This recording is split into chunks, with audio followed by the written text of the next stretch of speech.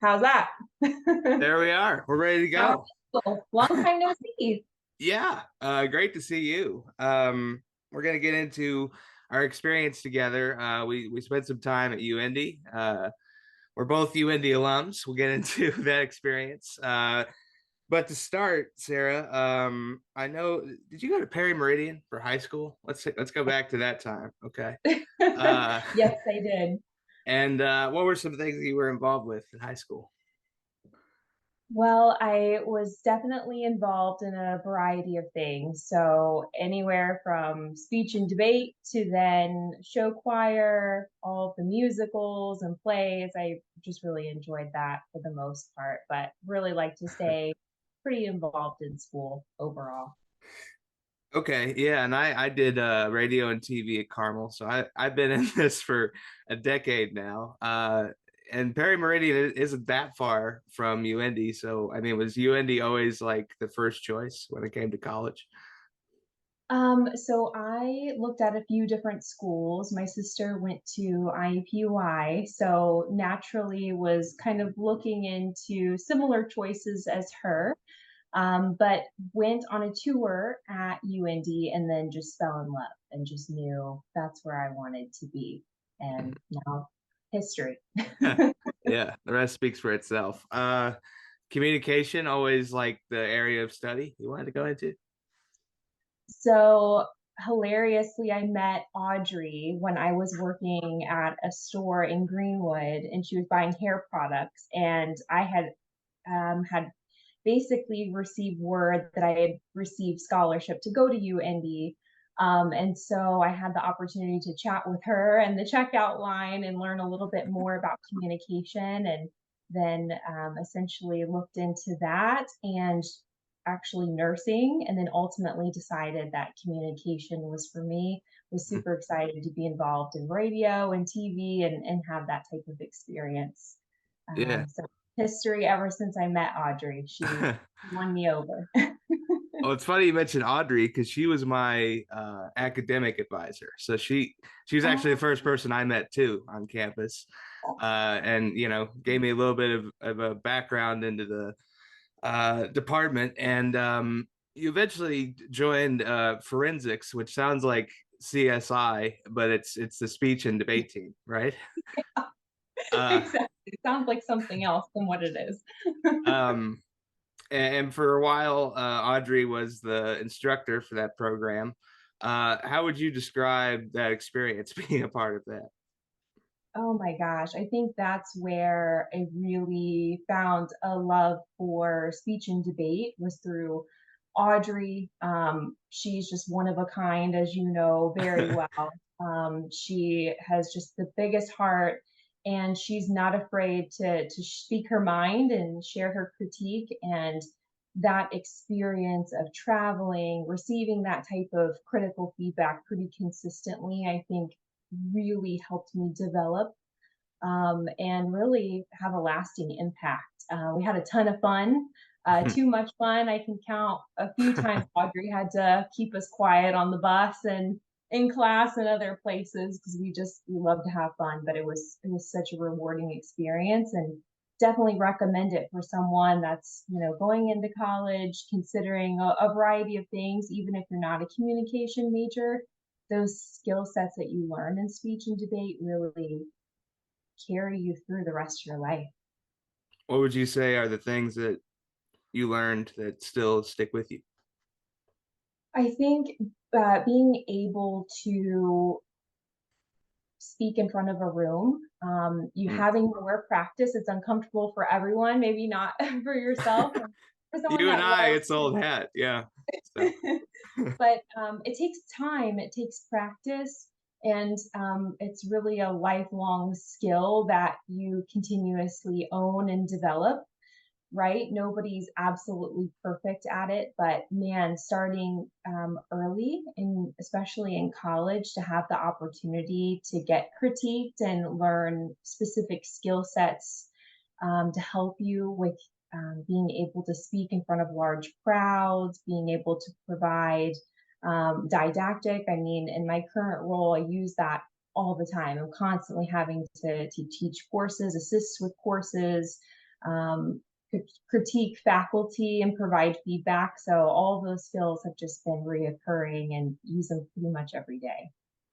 One thing that I would think you'd get really good at, and I deal with this all the time having to do the show, is eye contact, like making sure that you have proper eye contact with each person in the room. Like, does that, I feel like that would help build a consensus no matter what job you're in. Oh my gosh, definitely. And I feel like the whole comm department and let me know your thoughts too, Jimmy. But I mean, even Scott would always provide us with feedback, even though our faces weren't necessarily on radio. I mean, really, Right. those skill sets translate into pretty much any career field you go in. And that tough critique was really, really impactful. Yeah, we'll get into all of the details with the radio program here in a minute, but I wanted to ask. I know I took a public speaking course separate. It was one of the credits that you had to take with the forensic background. Were you exempt from a public speaking course, or you had to take an extra? No shortcuts. Okay, yeah. But it was one of my favorite classes, though, for sure. It definitely made it easier being on speech and debate, for sure. So that had to be probably a class most people worry about, but you're not worried about it with your background. No, I'd take it every day over finance or anything Yeah, like that. it doesn't involve math. But I've heard this, throughout time that a lot of people would prefer to die instead of public speak.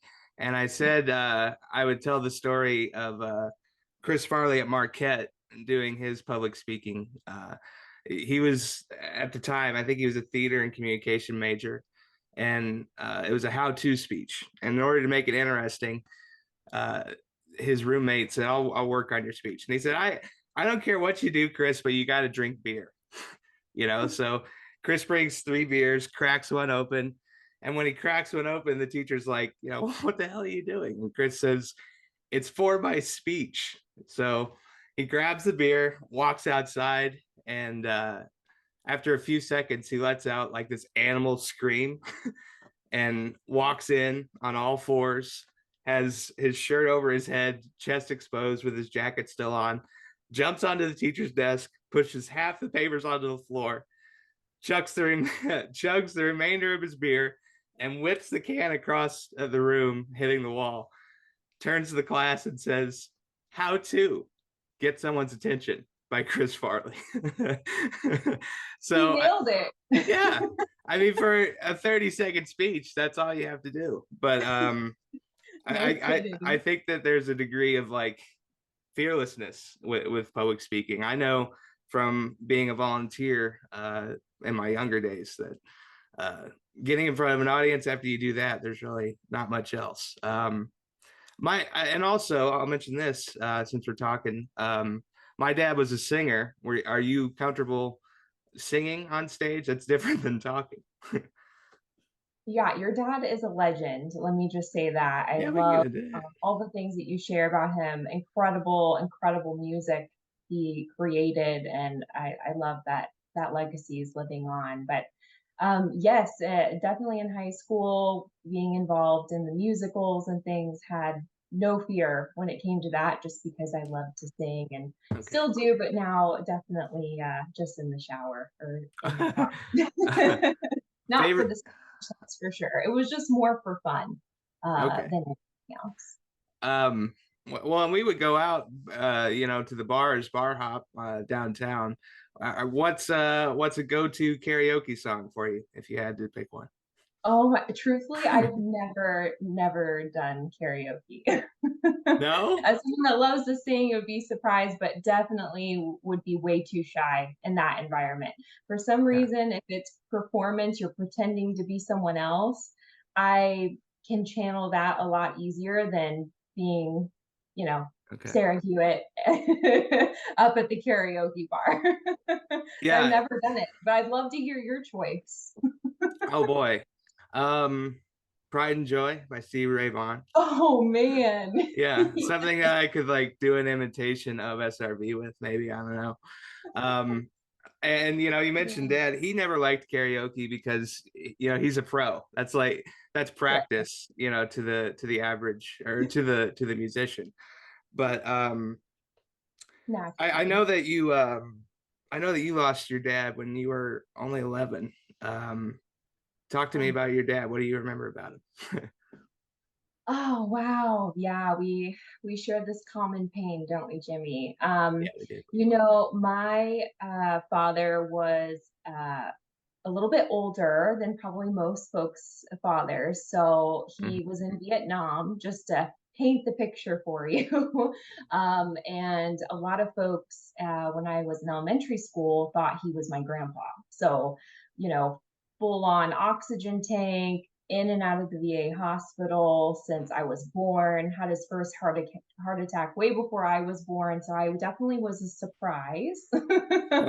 Okay. Me Yeah. for my family. So, I remember him being in that state, going through a lot of surgeries. He had specifically a surgery where it resulted in an injury, essentially, and he had to have a colostomy bag. Mm, And really, that memory kind of took me on a path really to the career I'm at now in medical device, understanding safety with utilizing devices and advocating for patient safety and safe and efficacious use. So, that is some of the sadder memories, I suppose, but he right. had a great sense of humor. I can remember us going to the apple orchard, and what do you know? He takes out his pocket knife, and you can't do that on a class field trip. So all the kids screamed and just ran off because they saw the knife, but he couldn't bite into the apple because he had dentures. Right. So Yeah. he's like, this is a natural thing to do. And, you know, however, first grader me is just totally embarrassed, and he fell Mm. asleep on the bus, and all the old man kind of things. But he had a great sense of humor. Definitely very proud to serve his country for 27 years in the Army, and was very proud of his family back in West Virginia. So Yeah. good memories. Well, and when I think about Chooch, he was 44, 45 when he years old when he had me.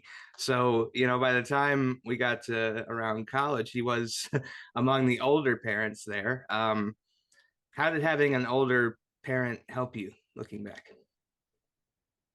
Oh, wow. I mean, I think in a lot of ways, my mother was born in the late 50s. So I was essentially, kind of brought up with two totally different perspectives, maybe at older styles of parenting. But then my sister, was born in the early 80s. So I just kind of had a mix of perspectives in the household. And I think that really was a good thing, aside from the sad parts of not having all the time in the world to be with your parents. Right. Having those perspectives just helped me maintain an open mind. And I think it led to having diverse friend groups, being excited to travel, see the world, hear different perspectives from folks, even though they're different than mine. So I think it led to a curious mind, um, and just a lot of support and Right. diverse perspectives. So all very, I think, positive things, aside from, as mentioned, the lack of time being together overall. Yeah. Um, one thing that I think is funny is I've sort of uh, adopted a lot of dad's habits, whether it's Have you? the clothes I'm wearing or, the chain is to signify him. So, um, what are some things that you do to keep his memory alive, do you think? Um, Gosh, there's a lot of different things, and they're small, right? But they add up. So his favorite number was 13. So every time I see the number 13, I just think of him. Have to think back at, just different memories and trying to relive some of the traditions he instilled in us. And just trying to, as you do, like wear mementos. I have this little box I created after he passed, 11-year-old me. I put his shirt and a bunch of cards that folks sent and pictures kids drew at the time, sending their condolences. And there's times throughout my life where I would just open it up and just smell his shirt, like, all right, we're just going to keep moving and just put it back. And you just, take it out when you need that time. Yeah. He was also interviewed by the Library of Congress to reflect on his time in Vietnam. And it's a video recording. He's, sitting there with his legs crossed. And I do like to pull that video up from time to time because that's really, essentially one of the few videos out there of him. So it's Mm. nice to hear his voice, see his mannerisms, and just remember his voice when you get to where it's a faded memory. Yeah. Well, one thing that always makes me think of my dad is the different movies that we watched. We Oh, watched a lot of comedies. So, and I brought up Chris Farley partly because of Tommy Boy. And if you've seen that, it's always a classic one. I love the scene when he hugs Big Tom, and it's hey dad. Any Irish family understands Tommy Boy and its importance. But going back to your experience with speech team before we get into radio stuff, and it's understandable if you don't want to go into it. I just have to ask: any interest in politics now or in the future? Oh, yeah. I mean, I've always been very interested in politics, very much, gosh, since middle school would follow it just out of pure interest, nothing really forced or anything from my family, but certainly do continue to share that love of politics. And I know you and I have had our discussions over the years of different events that have come and gone, but Hmm. still very interested. I think, we've seen a lot of change in our country over the past few years, some truly troubling and heartbreaking moments. Mm. Yeah. It's perspectives certainly have changed over the years, my own perspectives on things. Due to those recent experiences. But I'm hopeful for the future. I think we have great generations in line that are excited and ready for change. And I just hope that we continue to see positive change in the future. Yeah, all I'm gonna say is make sure you're registered to vote and actually show up because that's all that matters. We need people to actually be in line, mail it in, whatever you have to do. Might be the last one you get this last cycle. So please, please, please vote. But um, Awesome.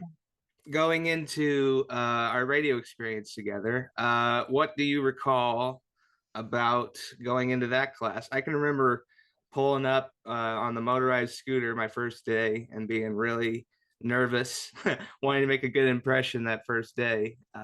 What do you recall early on? Oh, oh, I'm with you, Jimmy. I think we Yeah. share the same emotions.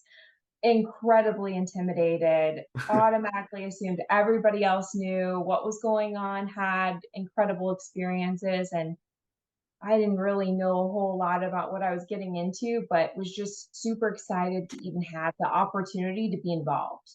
And, was just ready to jump in. Hmm. How would you describe Scott? Oh, like one of my favorite humans in the world. And was super sad to miss his recent retirement party. We were Yeah, I was looking for traveling you. during that time. Oh, I hope you guys had a good time. We I did. would love to see him, but words to describe him: firm, incredibly intelligent, passionate, Yeah. kind, and just, gosh, I mean, incredibly wise. Um, really considered him like a father figure during, Yeah. our times together. And he really maintains contact with his students, which is just incredible. I think we were, not to speak for yourself, but I think we were blessed to have such incredible folks in the comm department leading us through those 4 years. Were you ever late to radio class? Oh my gosh, probably.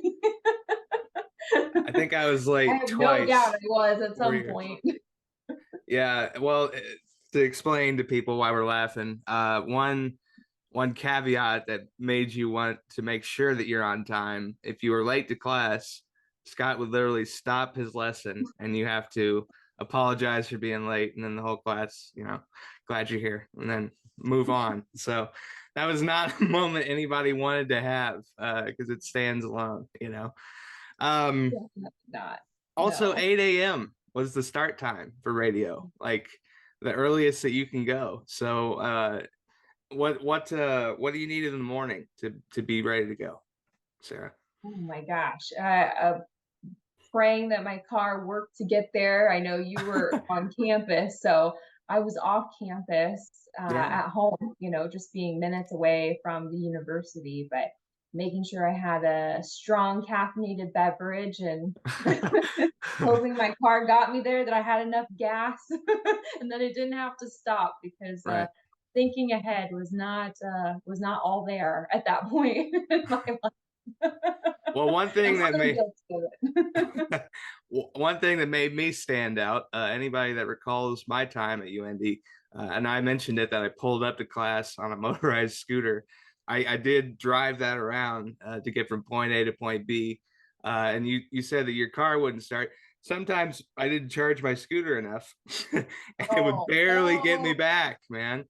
Good Lord. One time I was going, I only had to go across the street to Good Hall for one class.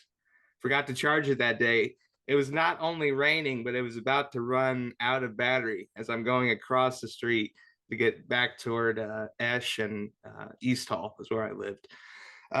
Did you ever spend time in the dorms or spend a semester in there or no?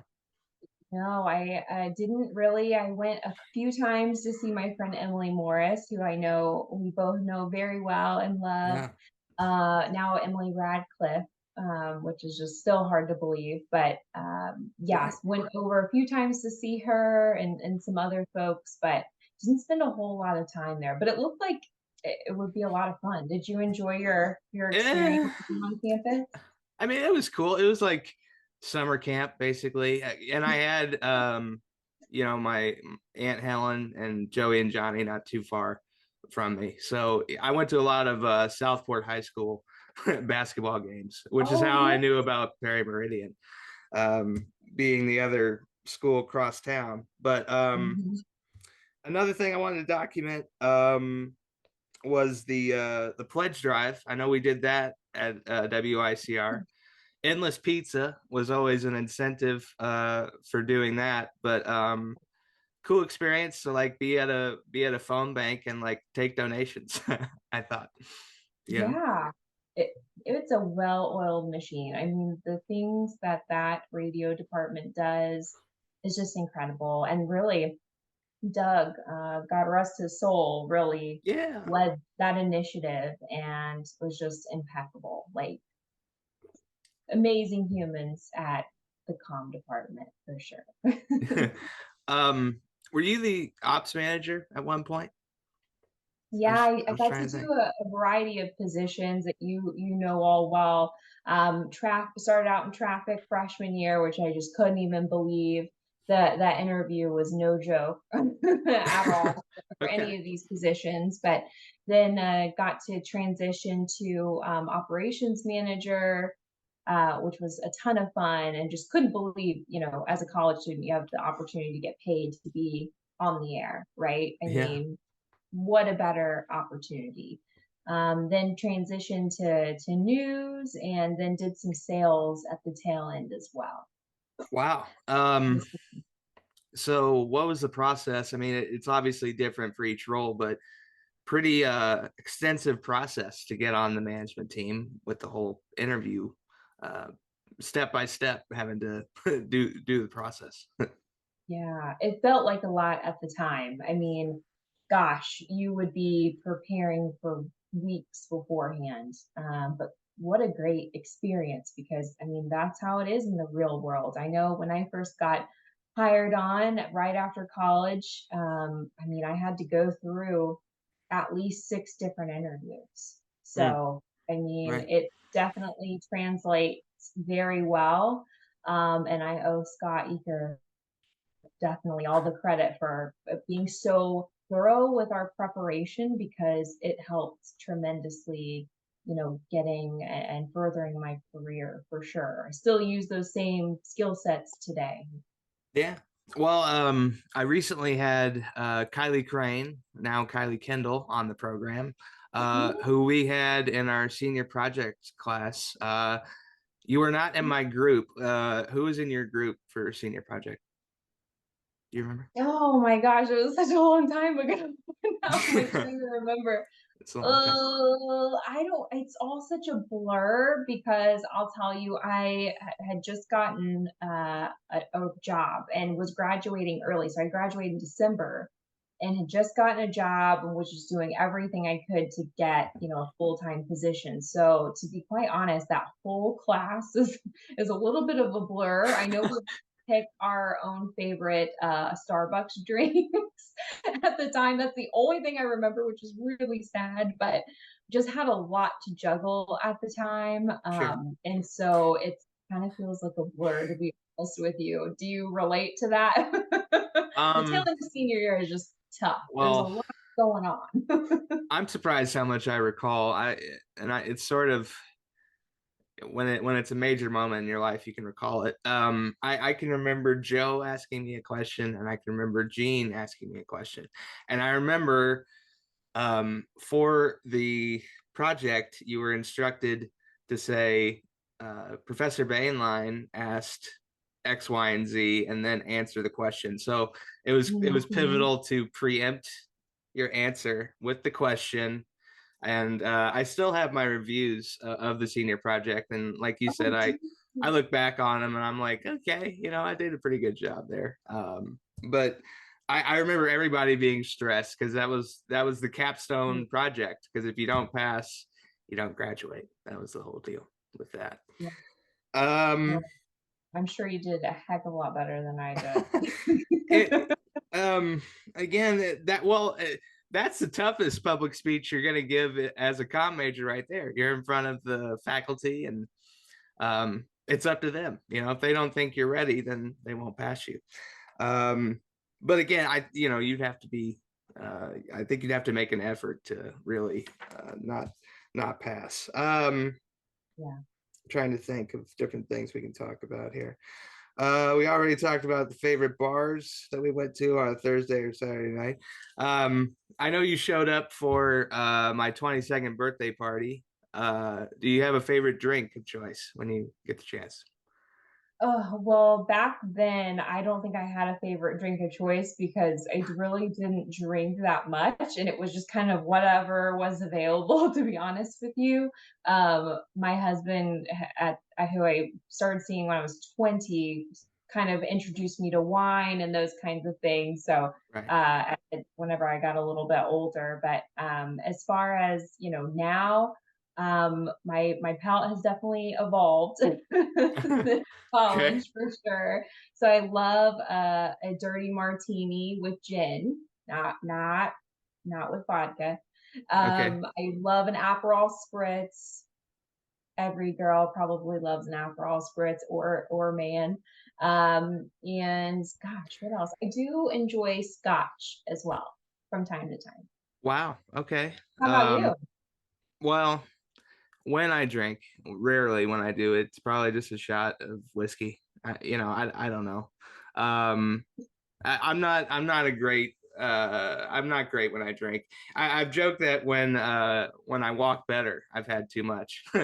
So that's always my Oh, joke. whatever. Also in Ohio, they just legalized marijuana, didn't they? So Yeah, there was this election was pretty big on a lot of different issues. So okay. apparently it's legalized. Yeah. Everywhere except here, which is I how it know, I goes. think it's all the surrounding states, right? Yeah, at this stage. And where you're working now, Johnson and Johnson, right? Um, so describe to me what your role is now. Yeah, so Johnson Johnson owns is of course the a family of companies and really has their hands in a lot of different pots. So probably first thing that comes to mind is baby powder, baby shampoo, but really that consumer side has branched off and have now created their own sector. So now Johnson Johnson is investing in med tech. So as part of that, we have Janssen Pharmaceuticals, we have Ethicon, which is the company that I work under. Started off in sales as an associate sales rep in Indianapolis, then had the opportunity to move to Ohio for a position, and now am a professional education manager overseeing our medical devices. So anything from sutures to electrosurgery devices, anything that seals and cuts tissue, Mm, stapling products, and then adjunctive hemostatic agents as well. And so basically, I will onboard potential faculty, so surgeons, healthcare professionals that can educate other healthcare professionals on our products through in-person courses, virtual courses, etc., to ensure that the devices are being used in a safe and efficacious way. okay, cool. Um, you didn't have any kind of nursing or medical background in school, right? No? Okay. No, no, I Okay. did not. My mom's a nurse, so had the passion of interest through her, and then of course my father as well. Right. Just spending a lot of time at the VA hospital in Indy, but no, I did not. But I did know that the communication skills would be helpful, but that I also needed some background in business. And so I had started my MBA about a semester, couple months in, where I got hired at Ethicon. And then now am trying to gain that healthcare experience in the doctorate of health science program at UND currently. Oh wow, cool. Good for you. The more education, the better. That's great. Um, I know that I didn't want to go into medicine just because I joked with the medical majors. I'm like, if you make a mistake, someone gets hurt. You know, if I make a mistake, I might get fired. Um, do you have any ambition of like being a medical doctor uh, in the future? I'll say this, you probably don't want me to be your doctor, but I do at times look back and think, what if I had went through the nursing track? Because advocating for patients and I know being in the operating room and sales and even from time to time now is just the most incredible experience, seeing these doctors help these patients go through the most terrifying experience of their life, and helping them live a long and healthy life is just, I mean, there's nothing better than that. So even just playing a very small role, even on the medical device side, has been really rewarding. But Mhm. I can't help but think and look back at what that path would have looked like. I think I would have really enjoyed helping patients because I know what it's like being on the other end and waiting in the waiting room for sure. Oh yeah, empathy's critical if you go into that field. When you're not working, Sarah, what television shows, music, things bring you peace? Oh man, that's such a great question. And I want to hear your answer too, Jimmy. But Okay. things that give me peace when I'm not doing schoolwork or work is definitely spending time with my husband. We pretty much do everything together, inseparable, and I really do love spending time with Yeah. him. He gives me a lot of peace. I mean, we are two peas in a pod for sure. Mhm. But love to travel anywhere and everywhere. Love to be on the go. Try new foods is always just a huge love of mine too, as somewhat of a foodie. Yeah. um, TV, love The Office. Nothing will give me more peace than watching reruns of The Office, for sure.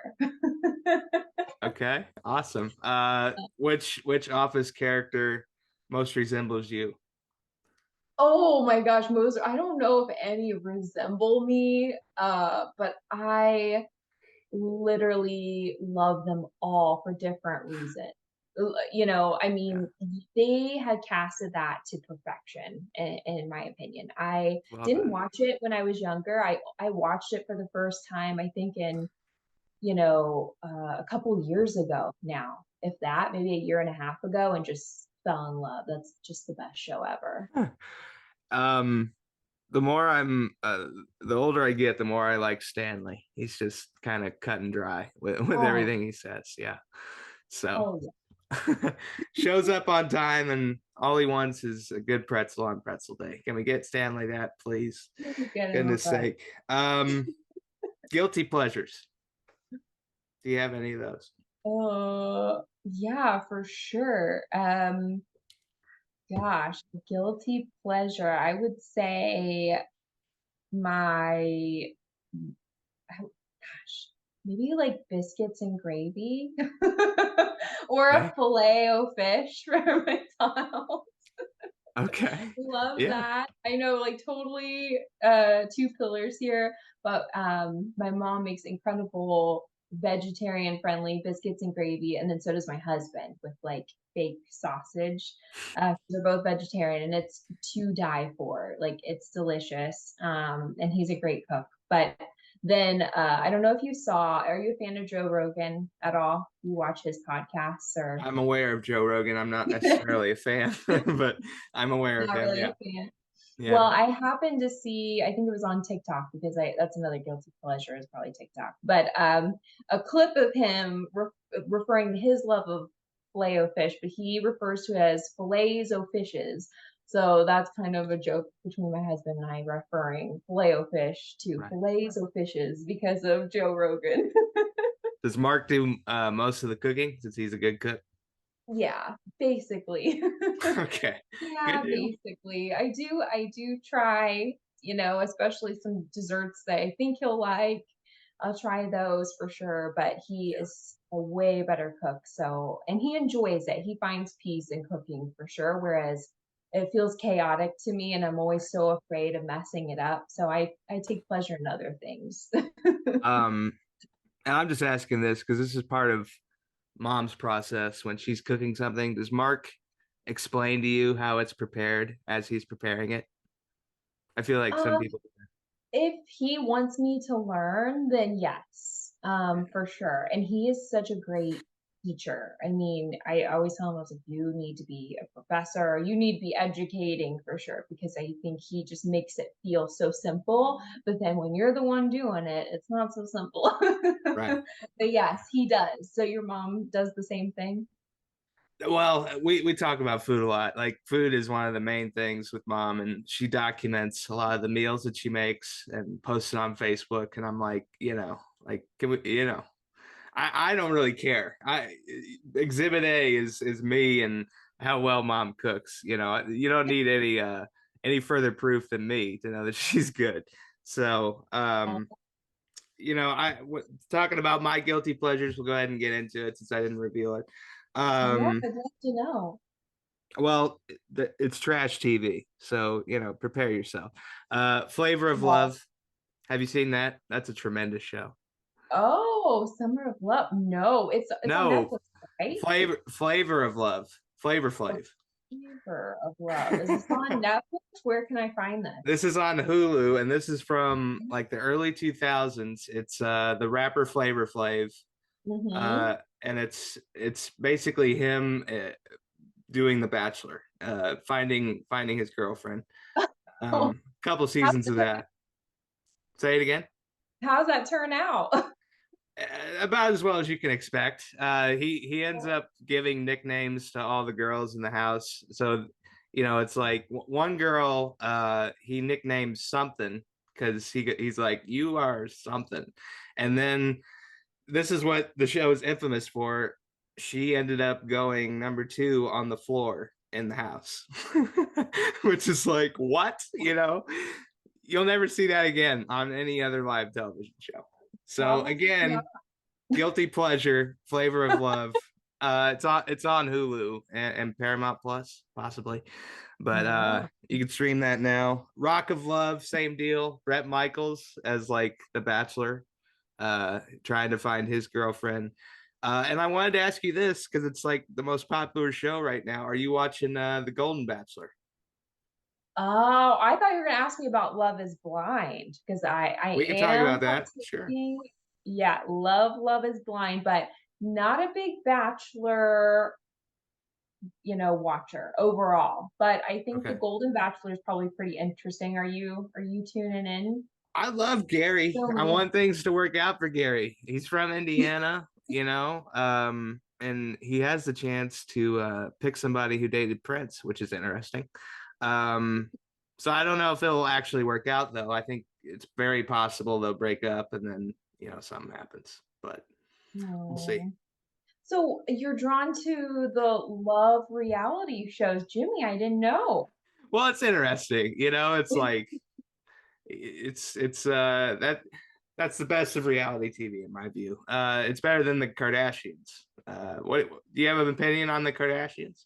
I do watch every week. In addition to my Oh, husband, we are Kardashian watchers. Wasn't in the past, but since it moved to Hulu, have been an avid watcher.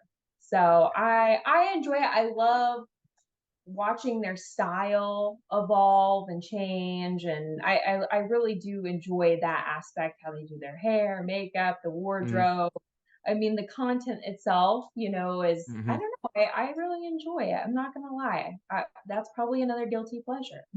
how, how is how would you say the Hulu show is different from E? I mean, it's streaming, so they probably can they curse on there? Like, is there anything bleeped? um I I don't even know. I don't even know if I paid Okay, too much attention, all to be right. honest with you, but I think the ease of access is just incredible. And we, haven't had cable since we had our first apartment back in, I don't know, years ago when I was 20, 21, maybe. So I think it's just easier because we always use streaming networks, Mhm. have not been paying for cable, and I think a lot of folks are in that boat. Yeah. And so anything that can go to these networks, these streaming networks, or is on YouTube. Even we watch a lot of YouTube, then it's two thumbs up for Okay. sure. Cool.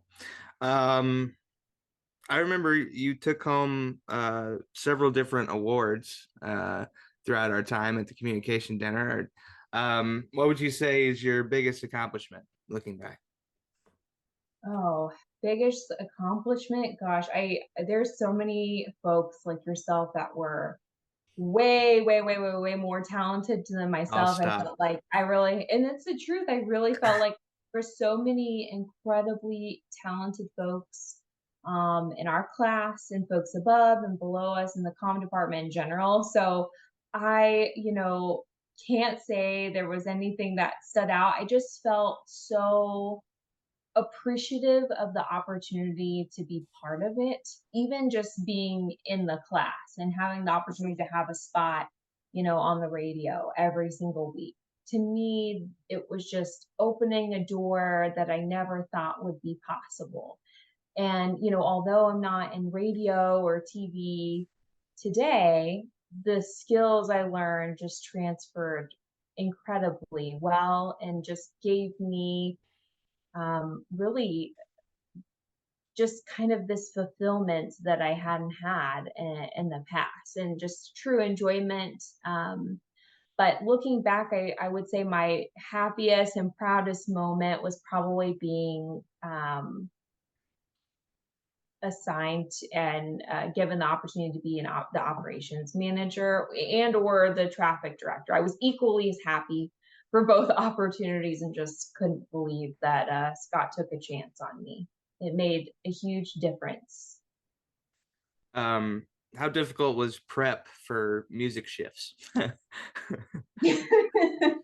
I probably should have spent a little bit more time prepping. What about you? Did you spend like a good amount of time prepping? I have a feeling you did. I normally spent uh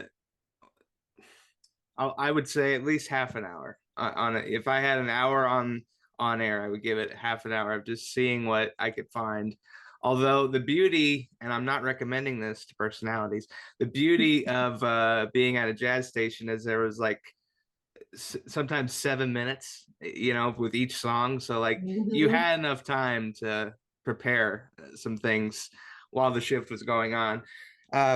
Another thing I want to mention too, just because you don't realize it at the time, a lot of people that Dad played with were on the station. So like being able Amazing. to experience that and be a part of the fabric of the program and talk about the foundation of music. It started with jazz, and we're here now. So, um, even though we had a very particular demographic that we had to appeal to, it's awesome to have the jazz background as a 20-year-old. That was very cool. Oh, yeah, totally. And then to have your dad know some of these folks, I mean, your prep was definitely a lot more extensive and I higher tried. quality than what I was delivering for sure. um, did also since you mentioned Dad being always involved and knowing what was going on with me, did your parents ever react to you being on the air? Like, I heard you. That's awesome. That was always cool for me. Oh, yes, I think we share that with our parents for sure. And my mom would always like share my shifts like schedule, and of course she knew because I was at home, living with her throughout my college education. So she always would share it to her Facebook and tell her friends, and um, I definitely kept trying to keep it on the down low, but she was sharing with everyone. Awesome. Um, Uh, future ambitions, Sarah. Do you have any? Future ambitions. Oh my goodness. Truly, I mean, just to have a happy, healthy life. You see so many things going on in the world that's just heartbreaking. Folks going through things. I mean, Hmm. I think about even you time to time, Thank and you. the pain you and your mom went through with your dad, because it's unbearable, and I hate to see that going on.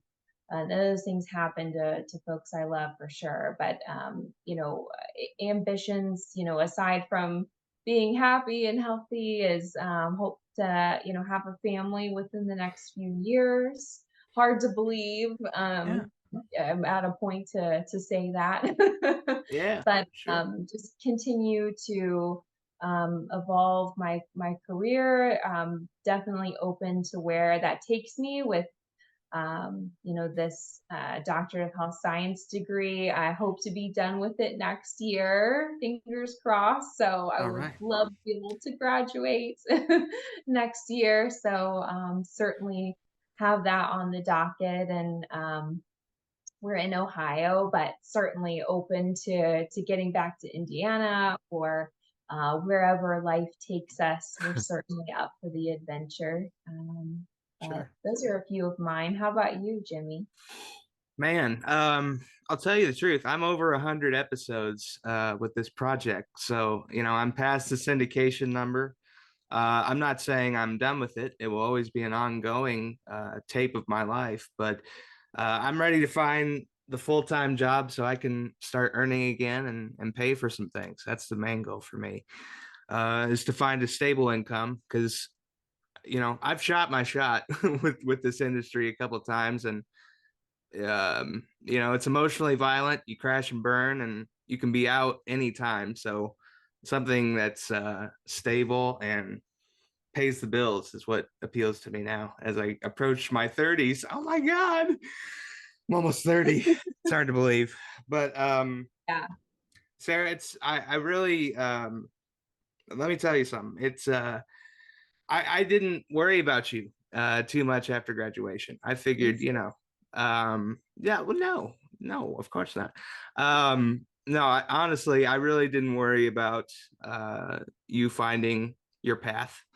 You always seemed like you were on, um, a particular plan, and I'm not surprised that you're successful. It's so great to see you and to document your story today. Thank you for making my show better. Oh my gosh, Yeah. thank you for having me. You have had such incredible guests, and it's such a privilege to have the opportunity to to chat, to catch up, hear all the great things you're doing, and talk about success. I mean, hearing that Yeah. from you is the biggest compliment. You Oh, have thank always been reaching for the stars, achieving all these incredible things, having just a well diverse, repertoire of experiences. So I'm super excited to see all the great things that you do. And gosh, look at how media has changed. I mean, even since we were in Scary, huh? college, right? The Yeah. opportunities are abundant. And so I'm really, really excited to see all the great things that you continue to do. Thank you. I I'm worried about AI. I'm gonna just say it right now. A You're worried? little bit, yeah. What? What are you worried about? Let's unpack this. Well, quickly, I just think that AI might get so good that you may not even need the human touch anymore. I don't know. And I love Mm. computers. I love technology. You know, my show has been able to be recorded from my home studio now, and it's wonderful. But I don't know. I'm sort of an artist at heart. You know, I want there to be human Yeah. feeling in everything that gets created and put out there. So, Yeah. but that's not to say that AI doesn't have its uses. So, you know, we'll see. We'll see what happens. Um, you better not say trust the process. This is this that cannot be the answer to this question. But best piece of advice you've ever received. Trying to think of something profound. Because a lot of the sayings probably come from my mom that have just a little bit of a southern twist to it. So I'm trying to think of something that would be, appropriate for all listeners, right? Yeah. No, but I think gosh, there's so many great things I think that, we were, thinking back to college taught a lot of lessons we learned in a short amount of time, right? But I think just being your true and authentic self Mm, um, is incredibly important. Not that there's really a clever saying to go along with it, but and that means sticking up for what you believe in. That means having an open mind, but being able to speak your own with poise and um, assertiveness. I think is really really important, and that's something that you can take with you throughout your whole life. And I think people appreciate transparency and authenticity in a world where we don't mm. see necessarily a lot of that. Wonderful answer. Um, I'll say this, and this just applies to me, but it can apply to you. Best advice I've ever received: just be Jimmy. You know, that's the best I can do, and hopefully, our advice gets passed on to you. Sarah, thank you again for being on the program and for being a light to me. It's been a great show. Well, thank you so much for having me. Such a pleasure. Really appreciate it. All right. Folks, to check out this episode, you can follow me at JBK on air on all social media platforms. Also, make your way over to linktree.com/JBK on air for all things related to the show, including a link to donate to the program. Until next time, have a great day and a better tomorrow.